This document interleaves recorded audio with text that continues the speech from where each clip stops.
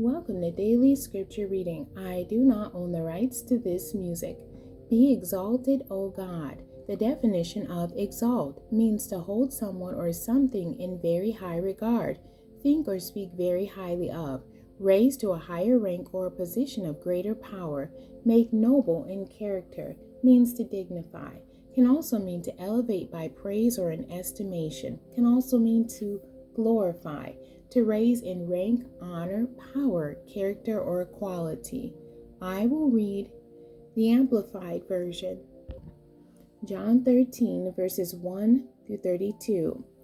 Now before the Passover feast, Jesus knew that his hour had come, and it was time for him to leave this world and return to the Father. Having greatly loved his own who were in the world, he loved them and continuously loves them with his perfect love to the end eternally.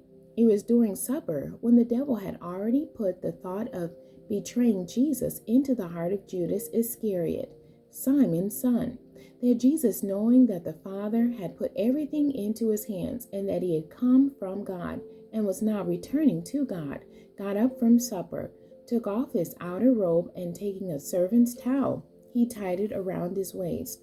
Then he poured water into the basin and began washing the disciples' feet and wiping them with the towel which was tied around his waist. When he came to Simon Peter, he said to him, Lord, are you going to wash my feet? Jesus replied to him, You do not realize now what I am doing, but you will fully understand it later. Peter said to him, You will never wash my feet. Jesus answered, Unless I wash you, you have no part with me. We can have nothing to do with each other. Simon Peter said to him, Lord, in that case, wash not only my feet, but also my hands and my head. Jesus said to him, Anyone who has bathed needs only to wash his feet, and is completely clean. And you, my disciples, are clean, but not all of you. For he knew who was going to betray him. For that reason he said, Not all of you are clean. So when he had washed their feet and put on his outer robe and reclined at the table again, he said to them, Do you understand what I have done for you? You call me teacher and Lord, and you are right in doing so, for that is who I am. So if I, the Lord and the teacher, washed your feet, you ought to wash one another's feet as well.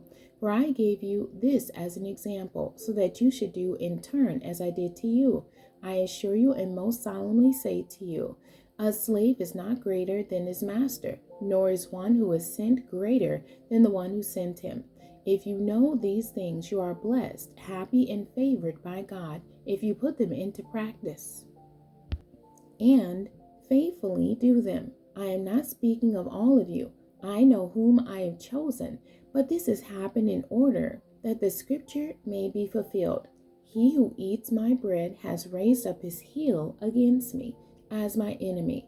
From now on, I am telling you what will happen before it occurs, so that when it does take place, you may believe that I am he who I say I am, the Christ, the anointed, the Messiah. I assure you and most solemnly say to you, the one who receives and welcomes whomever I send receives me, and the one who receives me receives him who sent me, in that same way. After Jesus had said these things, he was troubled in spirit and testified and said, I assure you and most solemnly say to you, one of you will betray me and hand me over.